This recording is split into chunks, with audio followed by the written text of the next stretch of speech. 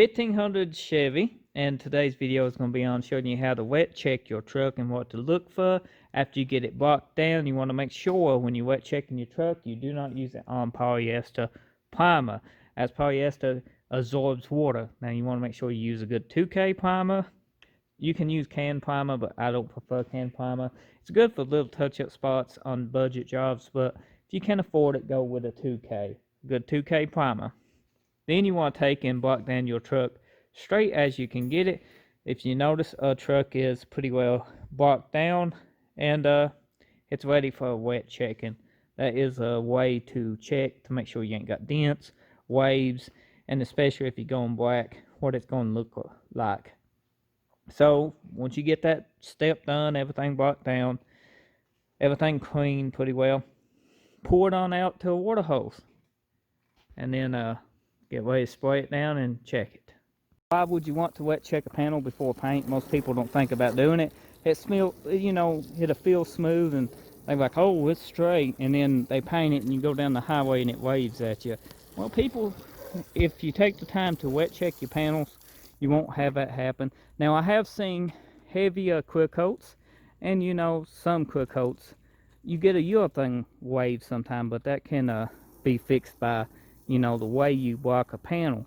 Most people go, you know, a straight like this, and some people go up and down. You know, it depends on which way you block a panel, can put urethane wave into it. I personally just go in a straight line and work my way around when I buff a truck. But usually you don't get urethane wave unless you're extremely heavy with the gun or using a very heavy type clear coat. Checking a panel, you can do this with paint, you know, paint cleaner, you know, the surface prep. It actually stays on the panel a tad bit longer, but I prefer using water. It's not as chemically, you know, what you call it, damaging to a panel, because you gotta wipe it back off. The longer it sets, the more damage it can do. So let's go ahead and look down this panel. This panel is pretty straight. Look like we got a little ding right here. We'll go ahead and wet the panel again if you don't care,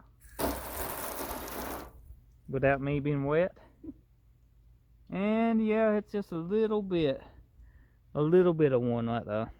I don't think it's anything to worry about. This is a 16-year-old's you know, first truck. You can't see it unless you directly looking for it. It's something that a normal person would never notice. The door looks good and straight.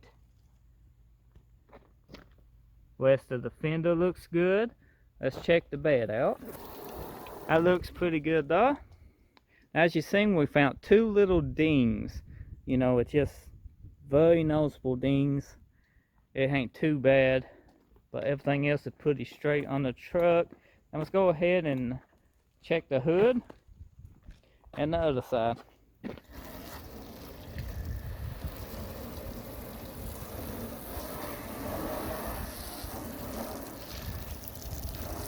Hood was actually too high here, and we had to take a piece of wood and work this hood down, and we had some spots here if you've seen the previous video. Now you see how his water is sometimes beaten off. If you use paint cleaner, you know, like a wax and grease remover, it's actually more smoother and uniformed. But as I said before, it can damage the panel if left on it too long, and depending on the quality of your primer, it can actually make it come off if you ain't careful. Like we got one little bitty dent and one up here. Okay.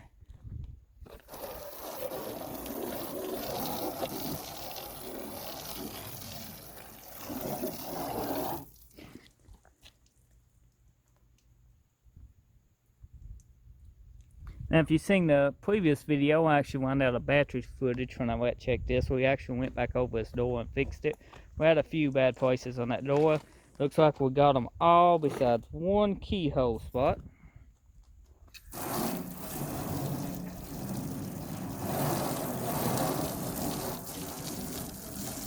But this is a budget paint job, and we're trying to give them the best bang for the buck. So the quality of this paint job is actually way above budget, because this truck has no rust on it and just has maybe one or two small little places, which I don't know if I even would worry about. I mean, it's just one little ping here, one little ping here, and I don't think a normal average person will notice that. But yeah, it wet checks out pretty good. Yeah, it's starting to rain. Now we're going to scuff paste this and probably get it ready for paint. Then we got to put a bed liner in it and a bunch of other stuff. And the tailgate has one ding here. One little ding.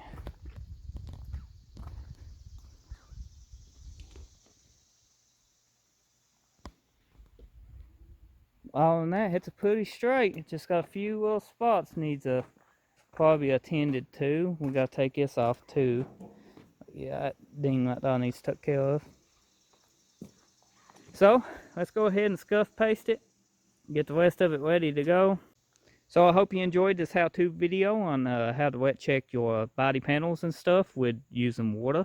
I'll show you one how to use solvent very soon. You know, using wax and grease remover. But water is my preferred way, as I said before. If you found this video and information helpful, be sure to drop a like, leave a comment. Enjoy hearing from you. Show your support for my channel by smashing that subscribe button, and I'll be bringing you more content, usually every day. Thank you for watching.